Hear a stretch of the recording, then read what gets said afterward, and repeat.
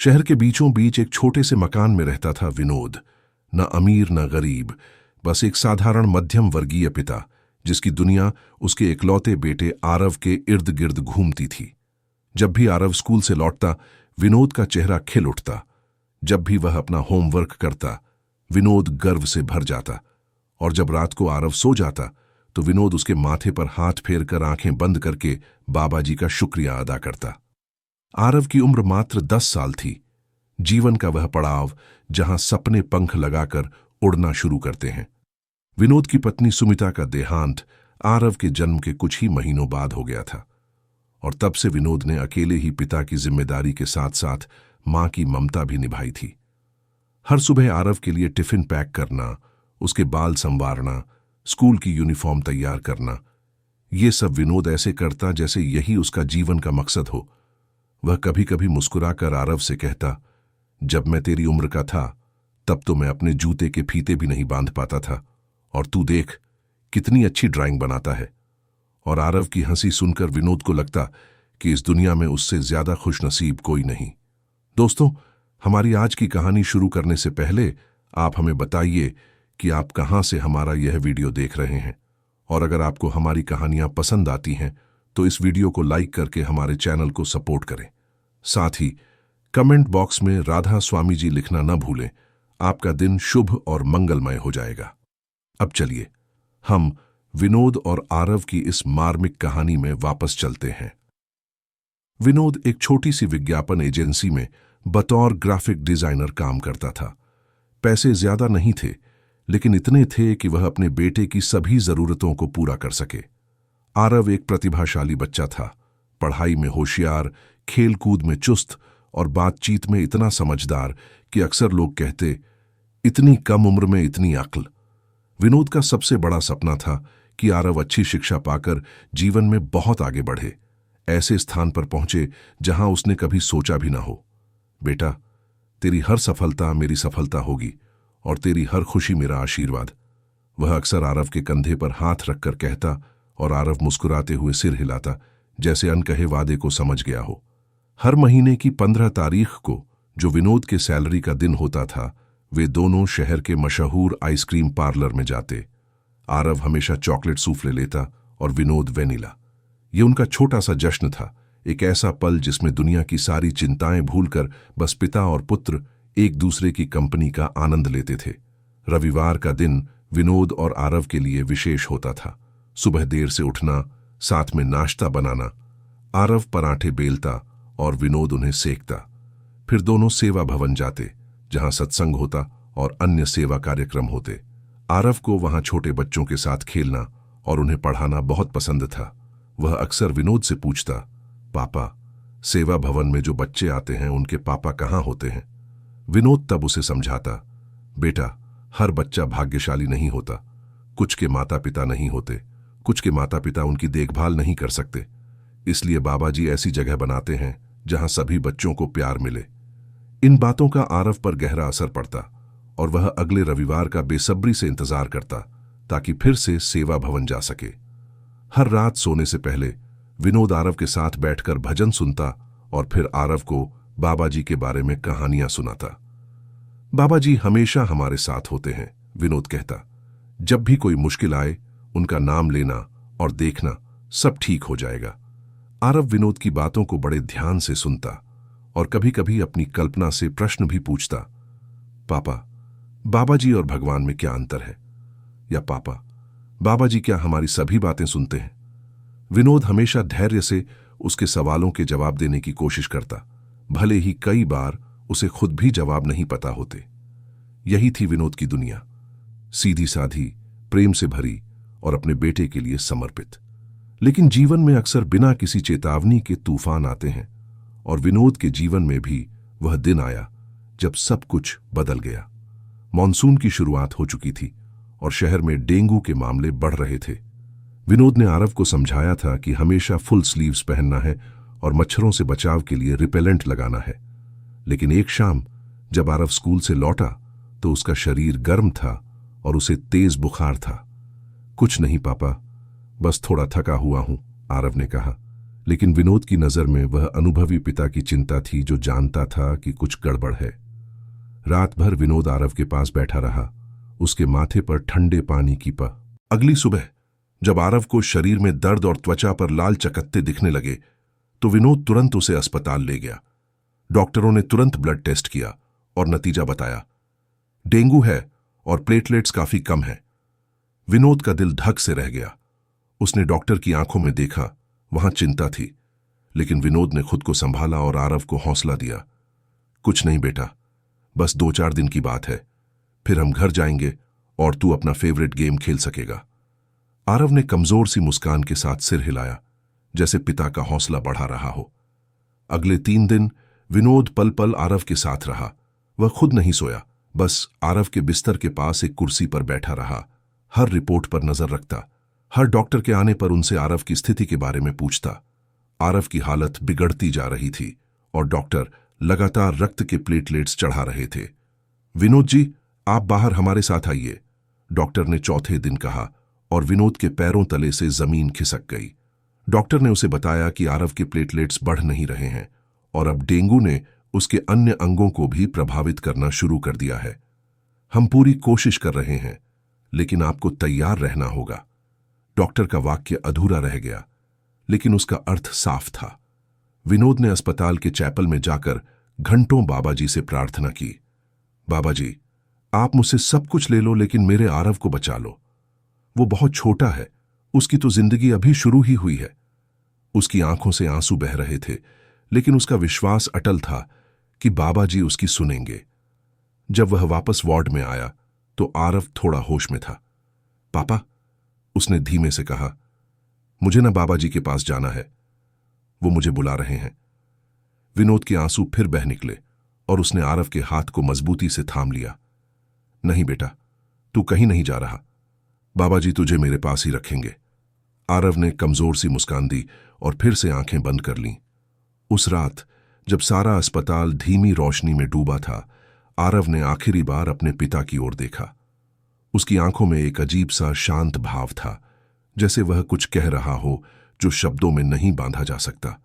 और फिर बिना किसी शोर के, बिना किसी हलचल के, आरव की आंखें हमेशा के लिए बंद हो गईं। मॉनिटर की पिप पिप की जगह एक लंबी सीटी बज उठी और विनोद की दुनिया धंस गई। डॉक्टर दौड़कर आए, नर्सें हरकत में आईं, लेकिन विनोद जानता था कि अब कुछ नहीं बदला जा सकता। उसका आरव, उसका बेटा, उसकी दुनिया, सब कुछ उसे छोड़कर चला गया था।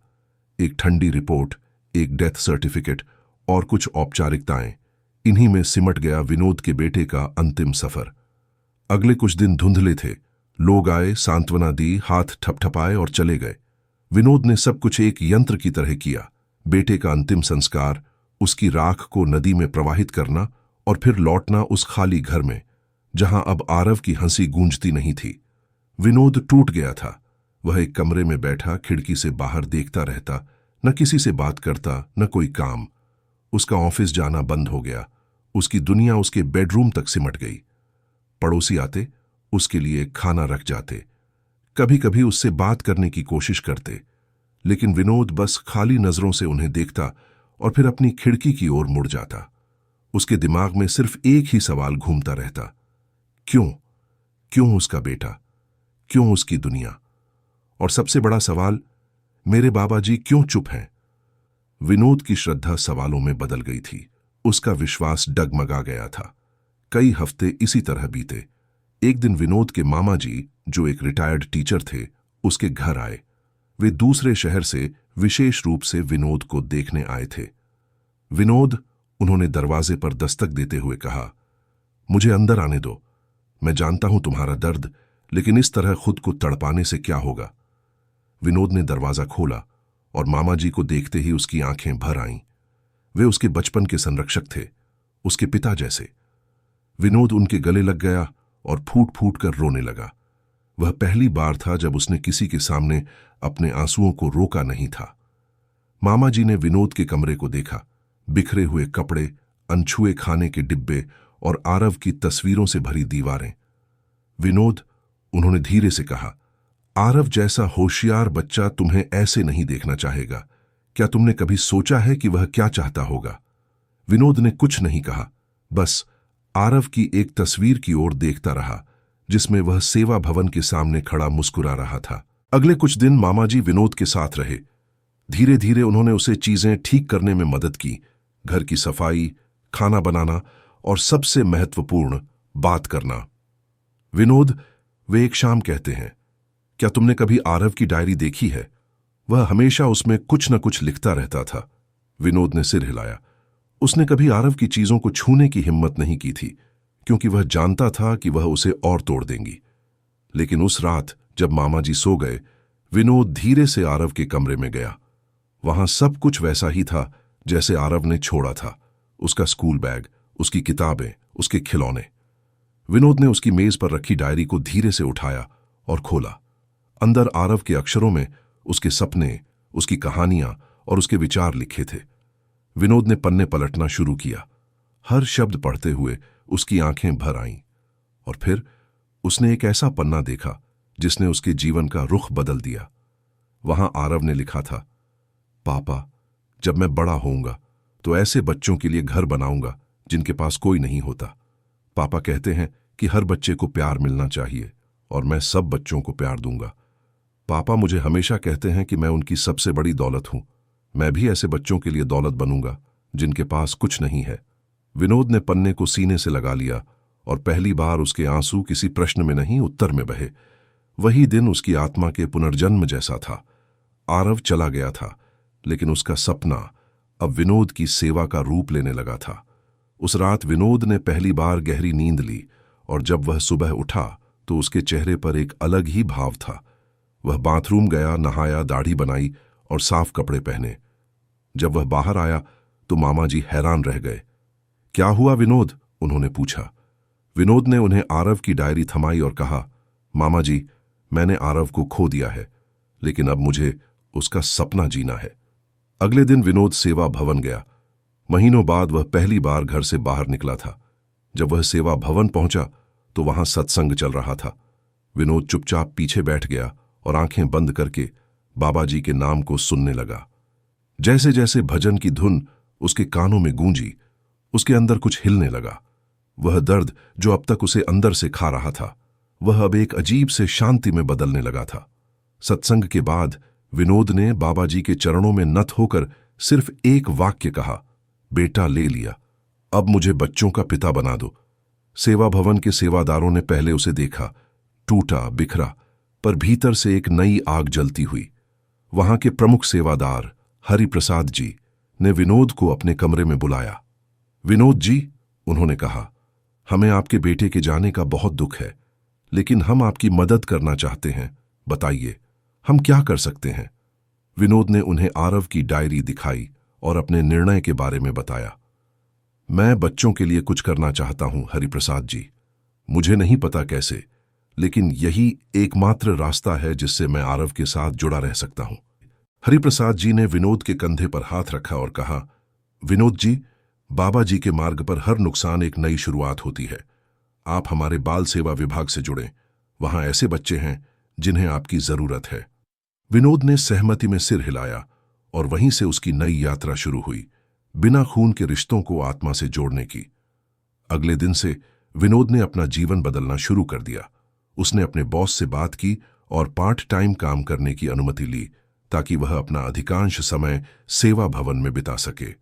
वहां उसने सबसे पहले 4 अनाथ बच्चों की पढ़ाई की जिम्मेदारी ली, जिनकी उम्र 8 से 12 साल के बीच थी, आरव की उम्र के करीब। मैं हर रोज उन्हें स्कूल छोड़ता, फिर उन्हें लेने जाता, घर पर उन्हें खाना खिलाता और रात को भजन सुनाता। विनोद ने अपने मामा जी को फोन पर बताया, अब मैं पापा नहीं, बाबा जी का माध्यम हूं। उन्होंने मुझसे एक बेटा लिया, लेकिन बदले में 100 दिल दिए जिनकी धड़कन में अब मेरा जीवन है। मामा जी को विनोद की आवाज में फिर से जीवन का संचार सुनकर संतोष हुआ। शुरू में विनोद के लिए यह आसान नहीं था। हर बच्चे में वह आरव को देखता, हर हंसी में उसे आरव की आवाज सुनाई देती। कई बार वह अकेले में रोता, पर फिर खुद को संभालता और कहता, आरव, तेरा सपना पूरा करूंगा। धीरे धीरे उसने अपने रोजमर्रा के जीवन को फिर से संवारना शुरू किया। सुबह जल्दी उठना, योग करना, फिर ऑफिस जाना और शाम को सेवा भवन जाकर बच्चों के साथ समय बिताना, यही उसकी नई दिनचर्या बन गई। एक दिन एक अनाथ बच्चे ने, जिसका नाम राजू था, विनोद से पूछा, अंकल, क्या आप हमारे पापा बन सकते हैं?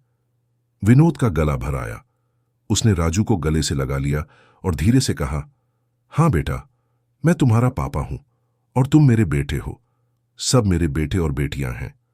उस पल विनोद ने महसूस किया कि वह धीरे धीरे ठीक हो रहा है और इन बच्चों के प्यार ने उसके दिल के खालीपन को भरना शुरू कर दिया है। विनोद ने अपने साथी सेवादारों से चर्चा की और एक योजना बनाई। गांव के बाहर एक पुरानी हवेली है जो बिक रही है। उसने हरिप्रसाद जी को बताया, अगर हम उसे खरीद लें और वहां बच्चों के लिए एक घर बना दें, मैं अपनी बचत का उपयोग करूंगा और बाकी के लिए हम धन इकट्ठा कर सकते हैं। हरिप्रसाद जी ने विनोद की योजना सुनी और सहमति दी। यही असली भक्ति है विनोद जी, दर्द को सेवा में बदलना। धीरे धीरे विनोद की सेवा बढ़ी। उसने गांव के बाहर उस पुरानी हवेली को खरीद लिया और उसे बच्चों के रहने लायक बनाने के लिए मरम्मत शुरू की। वह अपनी सारी बचत, अपना प्रोविडेंट फंड और यहां तक कि अपने घर का एक हिस्सा भी बेचकर इस प्रोजेक्ट में लगा दिया। सेवा भवन के अन्य सदस्य भी उसकी मदद के लिए आगे आए और कुछ ही महीनों में वह पुरानी हवेली आरव निवास में बदल गई। एक ऐसा घर जहां अनाथ बच्चे रह सकें और अपना जीवन सुरक्षित महसूस कर सकें। जल्द ही वहां 25 बच्चे रहने लगे, सभी अनाथ या परित्यक्त, सभी अब विनोद के बेटे और बेटियां। लोग अक्सर विनोद से पूछते, तुम इतना क्यों कर रहे हो? तुम अपना जीवन आगे बढ़ा सकते थे, फिर से शादी कर सकते थे, नया परिवार बसा सकते थे। विनोद बस मुस्कुराता और कहता, मैंने अपना दुख बाबा जी के चरणों में डाल दिया है। अब वह दुख सेवा बन चुका है, बोझ नहीं। और मेरा परिवार, देखो, मेरे पास 25 बच्चे हैं और हर दिन मैं पापा सुनता हूं। इससे बड़ा परिवार क्या होगा? उसके इन शब्दों में एक ऐसी सच्चाई थी जिसे सुनकर लोग अचंभित रह जाते। आरव निवास में बच्चों को न केवल शिक्षा दी जाती, बल्कि उन्हें भजन और सेवा का भी महत्व सिखाया जाता। विनोद हर सुबह बच्चों के साथ भजन के साथ दिन की शुरुआत करता और कहता, देखो बच्चों, बाबा जी हमेशा हमारे साथ हैं। वे हमारी हर बात सुनते हैं और हमारी हर जरूरत का ख्याल रखते हैं। धीरे धीरे इन बच्चों के चेहरों पर भी वही मुस्कान आने लगी जो एक समय आरव के चेहरे पर होती थी, आत्मविश्वास और प्यार से भरी। सेवा भवन में विनोद के काम की चर्चा होने लगी। लोग आरव निवास देखने आते और वहां के बच्चों की प्रगति देखकर प्रभावित होते। लेकिन विनोद कभी मंच पर नहीं चढ़ा, न अपने नाम के लिए कुछ चाहा। यह मेरा काम नहीं, आरव का सपना है, वह हमेशा कहता। मैं तो बस उस सपने को पूरा करने का माध्यम हूं। उसकी इस विनम्रता ने और भी लोगों को प्रेरित किया और जल्द ही आरव निवास के लिए दान आने लगे। पैसे, किताबें, कपड़े और सबसे महत्वपूर्ण, लोगों का समय और प्यार। विनोद अब बच्चों की आंखों में आरव को देखता था। जब कोई बच्चा अपनी परीक्षा में अच्छे अंक लाता तो विनोद उसे वैसे ही गले लगाता जैसे आरव को लगाता था। जब कोई बच्चा बीमार पड़ता तो वह रात भर उसके पास बैठता जैसे आरव के लिए बैठता था। एक दिन जब एक बच्ची ने, जिसका नाम सरिता थी, विनोद से पूछा, अंकल, आपके अपने बच्चे नहीं हैं? तो विनोद ने मुस्कुराकर कहा, है ना, तुम सब मेरे बच्चे हो। सरिता ने फिर पूछा, नहीं, मतलब आपका कोई अपना बेटा या बेटी? विनोद की आंखें नम हो गईं, लेकिन उसने मुस्कान बरकरार रखी और कहा, हां बेटा, मेरा एक बेटा था, आरव। वो अब बाबा जी के पास है, लेकिन उसी ने मुझे तुम सबका पिता बनाया है। जिसे मैंने खोया, उसी ने मुझे इन बच्चों का पिता बना दिया। हर रात जब विनोद बच्चों को सुलाता तो धीरे से एक ही पंक्ति दोहराता, बाबा जी, इन्हें वैसा जीवन दो जैसा मैं अपने बेटे के लिए मांगता था। उसके शब्दों में अब कोई मांग नहीं थी, न ही कोई शिकायत। बस सेवा थी, समर्पण था और एक शांत श्रद्धा थी जो गहराई से उपजी थी। विनोद का जीवन अब एक नई दिशा में बढ़ रहा था। वह अब सिर्फ एक पिता नहीं बल्कि कई बच्चों का संरक्षक था। एक ऐसा व्यक्ति जिसने अपने दर्द को सेवा में बदल दिया था। एक दिन एक प्रसिद्ध पत्रिका के पत्रकार आरव निवास आए। उन्होंने विनोद से उसकी यात्रा के बारे में पूछा और विनोद ने अपनी कहानी साझा की। आरव के जाने का दर्द, उसकी डायरी में मिला सपना और फिर इन बच्चों के साथ नई शुरुआत। पत्रकार ने पूछा, क्या आपको अब भी आरव की याद आती है? विनोद ने मुस्कुराकर कहा, हर बार जब कोई बच्चा मुझे पापा कहता है, मुझे लगता है आरव वापस आया है, बस नए रूप में। मैं अब उसे हर बच्चे में देखता हूं, हर मुस्कान में महसूस करता हूं। उसकी मुस्कान में दर्द नहीं, आभार था। वो दर्द जिसने उसकी आत्मा को मिटाकर फिर से बना दिया था। गांव के लोग अब विनोद को अलग नजरों से देखते थे। वे कहते, वो पहले पिता था, अब संतान बन गया है उन बच्चों का जिनके पास कुछ भी नहीं था। और यह सच भी था। विनोद ने अपनी सेवा में न सिर्फ अपने बेटे को ढूंढा, बल्कि बाबाजी का वो रास्ता भी पाया जिसे दुख से गुजरकर ही देखा जा सकता है। विनोद के जीवन में एक और महत्वपूर्ण क्षण तब आया जब बाबाजी स्वयं सेवा भवन में पधारे। हॉल खचाखच भरा था और विनोद अपने सभी बच्चों के साथ पीछे बैठा था। जब बाबाजी ने सत्संग शुरू किया तो उनकी वाणी में एक ऐसी सच्चाई थी जो हर श्रोता के दिल को छू गई। जिसने अपना दुख सेवा में बदल दिया, वही आत्मा सबसे निकट आती है, उन्होंने कहा। और विनोद के चेहरे की शांति ने यह सिद्ध कर दिया कि वह वाणी उसके लिए ही थी।